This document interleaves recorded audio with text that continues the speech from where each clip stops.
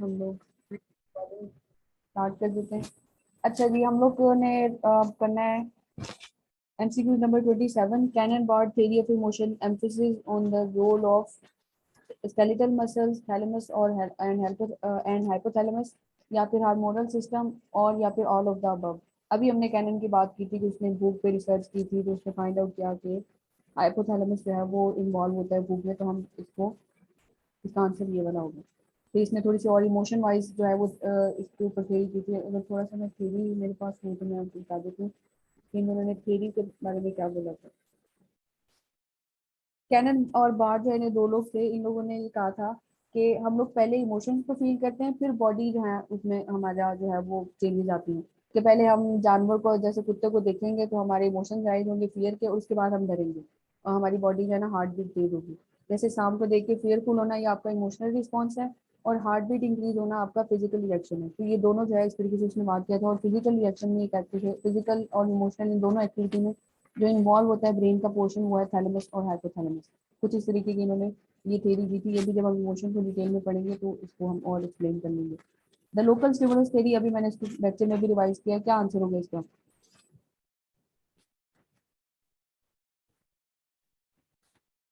हाँ जी, local theory में इसमें कैनन इसका आंसर आएगा। उसके बाद पर्सन सेंटर्ड थ्योरी की भी हमने अभी बात की है। ये क्या होती है? नॉन डायरेक्टिव होती है, स्ट्रक्चर्ड होती है, कन्फ्रंटिव होती है, या ऑब्जेक्टिव होती है? क्या होती है जी? ये नॉन डायरेक्टिव होती है। उसके बाद damage to ventromedial region of the hypothalamus would most likely do what to our body. ये कुछ बीमारियों के नाम है। इसमें भी अक्सर इससे भी रिलेटेड अक्सर जो है ना वो एमसीक्यू आ जाता होता है। जो पहली है एग्नोसिया, ये भी लैंग्वेज रिलेटेड से रिलेटेड एक डिसऑर्डर है। अप्रेक्सिया भी वही है, एफेजिया और हाइपरफेजिया में से बता दें। हाइपरफेजिया, सॉरी, ये हाइपरफेजिया भी स्पीच रिलेटेड डिसऑर्डर है, तो एंटी ऑप्शन हमारे पास बचता है। सॉरी, अफेगिया भी स्पीच रिलेटेड डिसऑर्डर है। हाइपरफेजिया का मतलब होता है, अभी मैंने बताया था कि कैनन ने जब रिसर्च की थी तो उसने कहा था कि हाइपोथैलेमस का वेंट्रोमीडियल रीजन जब हम लोग निकाल दें उसने चूहों पे रिसर्च की थी तो उन्होंने ओवर ईटिंग स्टार्ट कर दी थी। तो इसका आंसर हमारे पास हाइपरफेजिया आ जाएगा।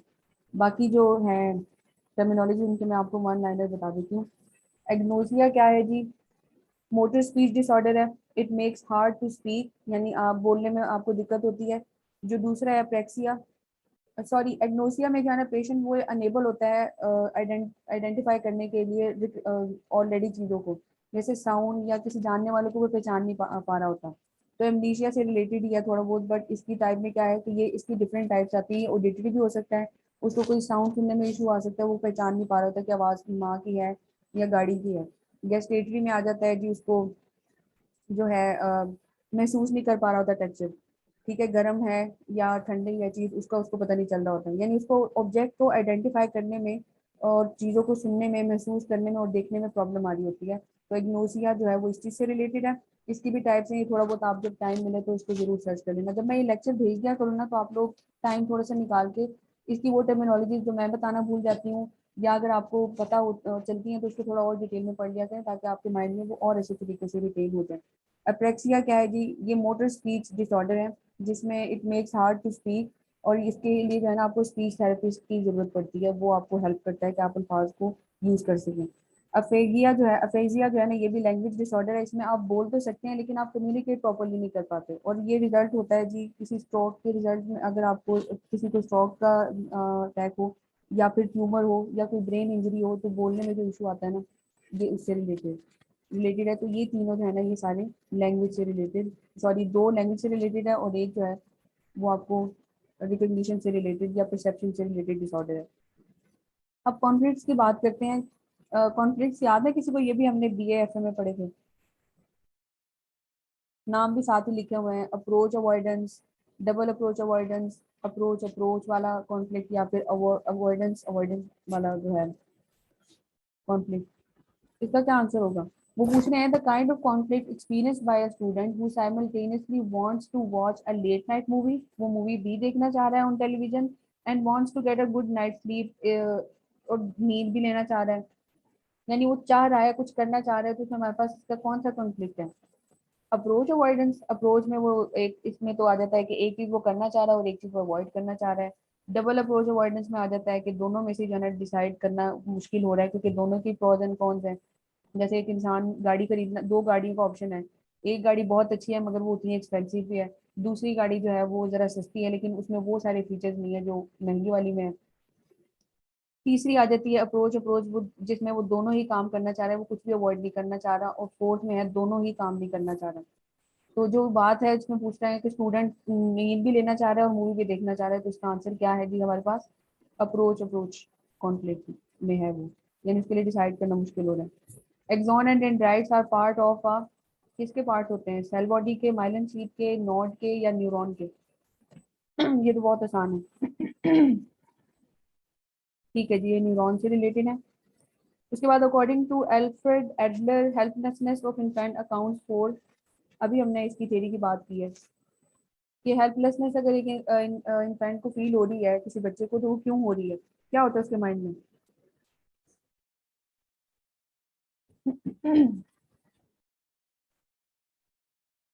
क्या उसको कोई इंफीरियोरिटी कॉम्प्लेक्स हो रहा होता है? कंपनसेटरी स्ट्राइविंग की बात उसने की है, फीलिंग्स ऑफ, उसके बाद क्या है, need to strive for superiority, या फिर ऑल ऑफ दीज? अगर हम इन्फेंट की बात करें तो ये बिल्कुल छोटे बच्चे की बात हो रही है। तो हेल्पलेसनेस उसकी क्या बता रही है कि उसको अगर हम हेल्पलेस छोड़ देंगे तो उसके अंदर कौन सी फीलिंग अराइज होगी? फीलिंग ऑफ इंफीरियोरिटी, कि मेरा कोई भी नहीं है, मैं आगे नहीं जा सकता, इस तरीके की। जब आप इसको डिटेल में हम पढ़ेंगे ना तो आपको समझ आ जाएगी कि मैं क्या बात करूँ। अडल्ट की बात होती तो हम शायद इसमें से किसी और को देख पाते। अडल्ट में जो है ना आपको स्ट्राइव होती है, बेशक आप इंफीरियर फील करते हैं, लेकिन बच्चा ये भी कहता है कि मैंने किसी ऐसी पोजीशन में जाना है कि जो लोग मुझे जिन्होंने मुझे इंफीरियरिटी का शिकार किया था, मैं उनको बताऊं कि मैं भी जिंदगी में कुछ कर सकता हूँ, तो उनके अंदर स्ट्राइव होती है टू बिकम सुपीरियर। लेकिन यहाँ पे इन्फेंट की बात हो रही है तो हमने इस चीज पे फोकस करना है कि बच्चा अभी इतना हाई लेवल की चीजें नहीं सोच रहा होता है। 34 प्याजे की थ्योरी की बात आ गई है जी। ये अब आपने खुद बताना है। Jean Piaget's theory of cognitive development states that children are egocentric during the stage of pre operational thought, या फिर object permanence is developed during stage of concrete operational thought. अब आपने इस पे फोकस करना है, ऑब्जेक्ट परमानेंस कब जो है डेवलप होती है बच्चे की। तीसरी में वो कह रहे हैं, when children proceed from the stage of pre-operational thought to the stage of formal operation, they achieve sense of conservation, कब होती है? या रिवर्सिबिलिटी का होने का पता चलता है। फोर्थ में है जी, child development is largely culturally determine. क्या लगता है आपको इसका आंसर क्या है? ठीक है जी, इसका आंसर फर्स्ट है, क्योंकि उसकी थ्योरी के अकॉर्डिंग स्टेटमेंट जो है ना वो ये वाली ठीक जा रही है, children are egocentric during the stage of pre operational thought.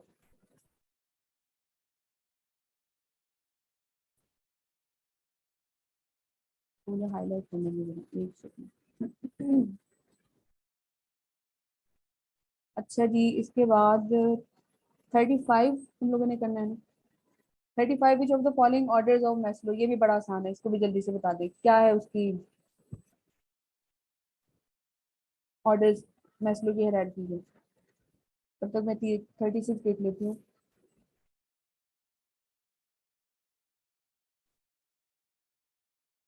ठीक है, गुड।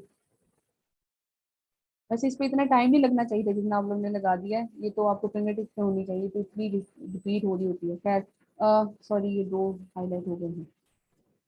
नेक्स्ट का भी बता दें, वो भी आसान है। Which of the following statement applies to unconscious? Unconscious क्या होता है? Its elements are inaccessible to the conscious. It's closely related to the player principle. It's closely related to instincts. या फिर all of these? Unconscious की जब हम बात करते हैं तो इसमें क्या चीज इसमें से कौन सी स्टेटमेंट इसके लिए एप्लीकेबल है?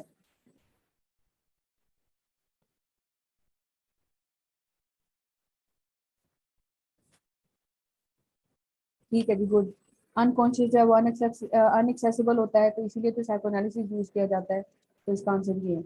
अब आ जाता है ये डिफेंस मैकेनिज्म से रिलेटेड क्वेश्चन है कि a gambler lost 1000 rupees at a race track but he was not upset, he said I would have spent the money on any other thing anyway, which defence mechanism he is using? कि खैर है पैसे लग गए हैं लेकिन वो परेशान नहीं हो रहा, बल्कि वो क्या कह रहा है कि मैं किसी और चीज पे लगा देता।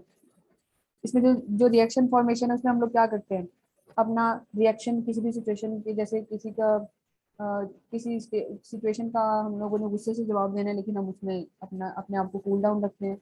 अनडूइंग में ये डिफेंस मैकेनिज्म मेरे ख्याल से आता है कि आप जो आपसे हो गई है गलती उसको आप ठीक करने की कोशिश कर रहे होते हैं। डिनाइल में आप बिल्कुल डिनाइल पे होते हैं। रैशनलिज्म में आप जो है रैशनलाइज कर रहे होते हैं। तो यहाँ पे जो है गैम्बलर जो है वो रैशनलाइज कर रहा है कि खैर है, कहीं और भी तो लग ही जाने थे यहाँ से ही। अच्छा जी, इसके बाद आशी memorized her shopping list. When she got to the store, she found out that she had forgotten many of the items in the middle of the list. This is an example of, किस चीज की example है? Is it an example of inappropriate coding? Coding की तो यहाँ बात ही नहीं हो रही। है तो ये मैं भी से रिलेटेड, बट उसमें तो कोड कर लिया उसको। Retrograde अमनीशिया, proactive interference. प्रोएक्टिव में होता है जब हमें नई चीज हम याद नहीं कर पा रहे होते पुरानी चीज की वजह से, यानी नई मेमोरी को जगह नहीं मिल रही होती है। रेट्रोग्रेड अमनीशिया में क्या होता है कि इंसिडेंट से पहले जो आपके साथ कुछ हुआ होता है ना, आप वो सारा भूल चुके होते हैं। पुरानी चीज आपको याद होती है, लेकिन रिसेंटली उस इंसिडेंट से पहले अगर कोई इंजरी है या एमनीजिया का आपको जो सिम्टम शो हुए हैं, तो उससे पहले लेटेस्ट चीजें आपको याद नहीं रहती। फोर्थ है serial position effect. Serial position effect क्या होता है कि आप जब आपको जब कोई लिस्ट दी जाती है तो आपको पहली और आखिरी चीज तो याद रह जाती है। मोस्टली ये होता भी है, और दरम्यान वाली चीजें आप भूल जाते हैं।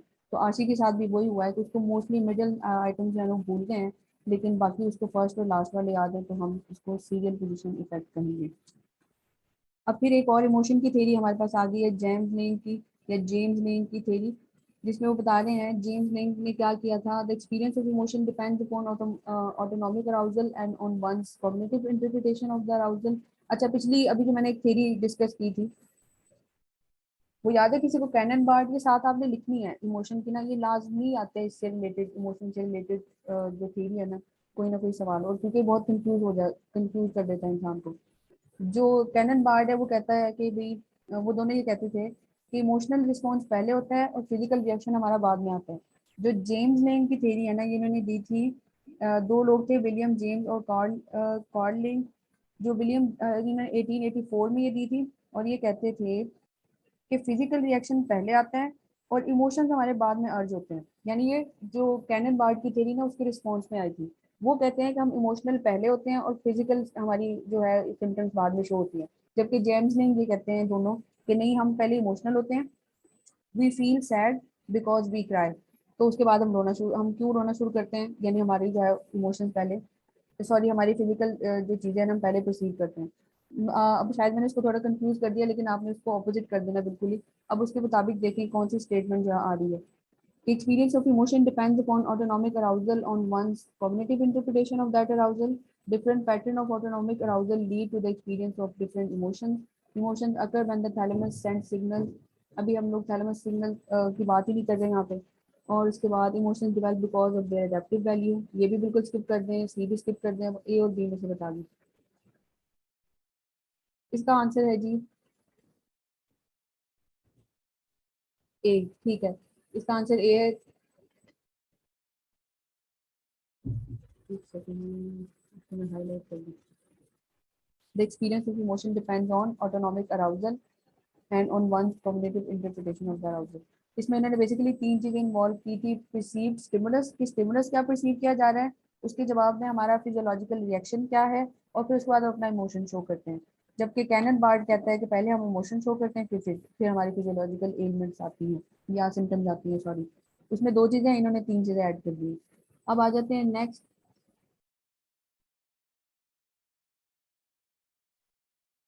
Hormones are to endocrine system as dash are to nervous system. Endocrine system के हार्मोन बिल्कुल वैसे ही काम करते हैं जैसे कि न्यूरॉन्स नर्वस सिस्टम के लिए नर्व्स या साइनेप्सिस या न्यूरोट्रांसमीटर्स या फिर एक्सेस पोटेंशियल।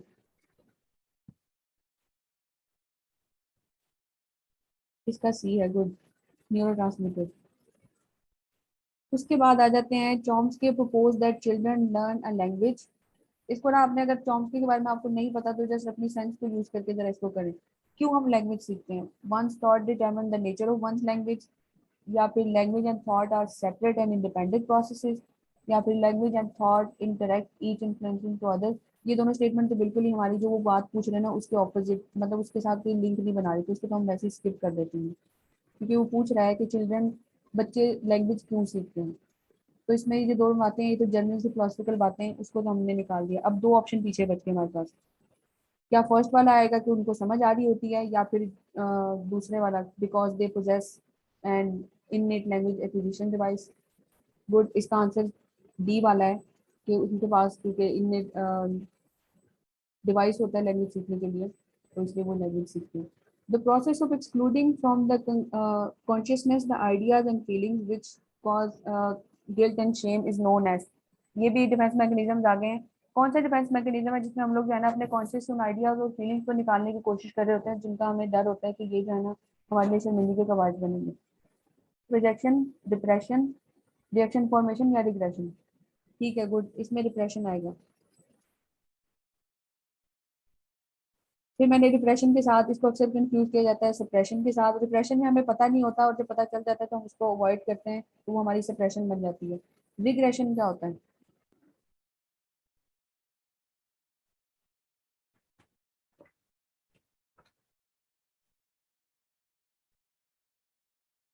स्लीपिंग, इसका अभी आप लिख लें साथ में कि ये वो सिचुएशन होती है जब हम लोग जो है ना एंजाइटी या स्ट्रेस की जब हम शिकार होते हैं तो हम लोग अर्लियर स्टेट की तरफ चले जाते हैं, जिसकी आसान एग्जांपल है कि आपको असाइनमेंट मिली है, या फिर due to the pressure of college कोई जो है अंगूठा चूसना शुरू कर देता है टेंशन में, ठीक है, या रेजर खाना शुरू कर देता है, कोई भी बच्चों वाली हरकत जिसको हम कंसिडर करेंगे कि बच्चों जैसी हरकत कर रहा है, उस स्टेट में चले जाना जो आपकी रिग्रेशन कहलाती है। Type of learning associated with Skinner is, ये भी अब तो आ जाना चाहिए आपको। स्किनर ने क्या किया था? ओपनिंग कंडीशनिंग, ठीक है। इसके बाद इंट्रोस्पेक्शन क्या है?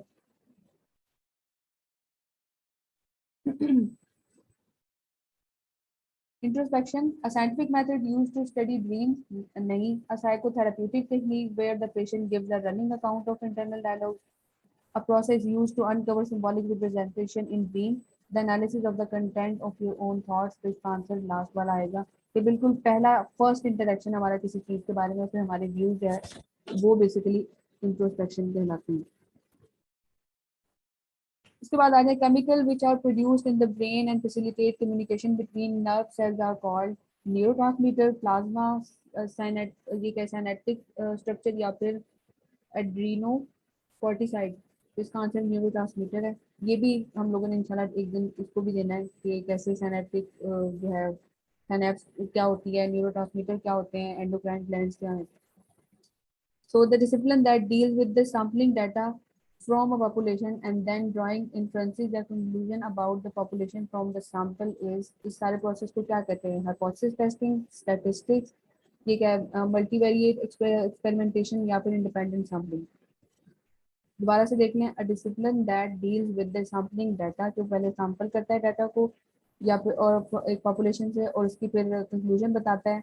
जब कंक्लूजन बता रहा है, अगर तो सिर्फ सैम्पलिंग कर रहा है तो उसने भी सिर्फ हाइपोथेसिस बना लिया है, तो अगर तो कंक्लूजन दे रहा है तो फिर तो इसका आंसर स्टैटिस्टिक्स आना चाहिए। हम लोग हमेशा रिसर्च का आंसर स्टैट्स के थ्रू ही निकालते हैं। अच्छा जी, the law of effect states that, ये भी आप बता दें क्या था लॉ ऑफ इफेक्ट?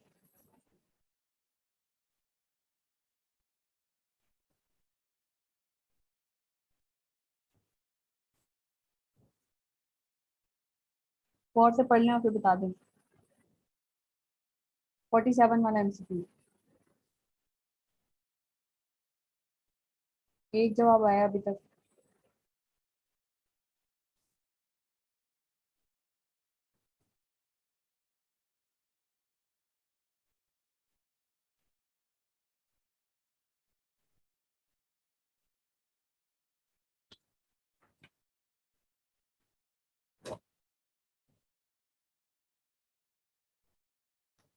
हाँ जी, इसका आंसर जो है वो कहाँ गया? बी है। फिलॉल फैक्ट में क्या देखा जाता है? Response will be strengthened if the organism is rewarded for the response. के इफेक्ट कब क्या इफेक्ट पड़ रहा है? अगर तो वो अच्छा पड़ रहा है, यानी जो भी स्टेटमेंट इसमें दी हुई है अगर वो इस चीज से रिलेट कर रहा है, हमें पहले तो लॉ ऑफ इफेक्ट का पता होना चाहिए ना, उसके बाद आपके लिए इसको समझना आसान हो जाएगा। तो इसका आंसर ये था। इसके बाद when two variables are correlated, variation in one may possibly cause variation in the other, can only be inferred with social validation, can be cause of variation in the other only if the correction is positive, और फिर या फिर always suggest a causal relationship with the other। जब दो variables correlate की जाती हैं तो वेरिएशन इन वन जब भी कोरिलेशन देखी जाती है उसमें हम क्या करते हैं, डिपेंडेंट वेरिएबल का इंडिपेंडेंट वेरिएबल का डिपेंडेंट वेरिएबल पे असर देखते हैं। शायद कुछ ऐसे रिसर्च भी पढ़ेंगे हम लोग, मैंने दिन जो है डिवाइड किए हुए हैं। तो वेरिएशन क्या होता है, वेरिएशन इन वन में possibly cause variation in the other form, यानी वो दोनों में ही जो है ना, जो भी वेरिएबल्स को कोरिलेट किया जा रहा है दोनों के ऊपर कॉज एंड इफेक्ट का रिलेशन देखा जाता है। बेसिकली कोरिलेशन में कॉज एंड इफेक्ट को देखा जाता है। When the development of the same subject is studies over a period of time, जब एक ही सब्जेक्ट को स्टडी किया जा रहा होता है तो इसको क्या कहना चाहिए, cross sectional study, longitudinal, life history study या फिर सीक्वेंशियल स्टडी। ठीक है, गुड, इसका आंसर जो है वो बी है। अच्छा जी, इसके बाद motion pictures are based on gamma phenomenon या फिर प्रिंसिपल ऑफ इल्यूजनरी सर्कल। ये भी परसेप्शन की एक फॉर्म है, परसेप्शन में बताऊंगी मैं आपको। ऑटोकाइनेटिक इल्यूजन, ये भी परसेप्शन से रिलेटेड है। इसके बाद स्ट्रोबोस्कोपिक जो है विजन, अगर विजन का लफ्ज आ गया, अगर किसी भी आपको उसका ना ना आ रहा और उससे रिलेटेड कुछ लफ्ज आ जाए तो आप खुद ही उसका तुक्का लगा लिया करें। अब यहाँ हम लोग तुक्का लगा सकते हैं कि अगर विजन की बात हो रही है और पिक्चर ऊपर यूज हो गया है तो मोशन पिक्चर, और फिर इसका आंसर जो है ये वाला है। इसको आप देख लेना, इसका इसकी डेफिनेशन वैसे मैंने लिखी थी कि an apparent motion of a series of separate stimuli occurring in close consecutive order. जब हम लोग जो आप लोग को जो एनिमेटेड मूवीज दिखाई जाती हैं उसमें हमें तो वो स्क्रीन पर एक वीडियो के फॉर्म में नजर आ रहा होता है, बट वो बहुत सारी टाइनी पिक्चर्स और उनके वो जो छोटे छोटे मूवमेंट्स है ना उनको गैदर करके आपके पास स्क्रीन में उसको एक साथ उसको शो किया जाता है, तब तक जाकर वो एक मोशन पिक्चर बनती है। Trial and error learning is also known as, यहाँ पे भी तुक्का लगा दे जरा, 51 वाले का।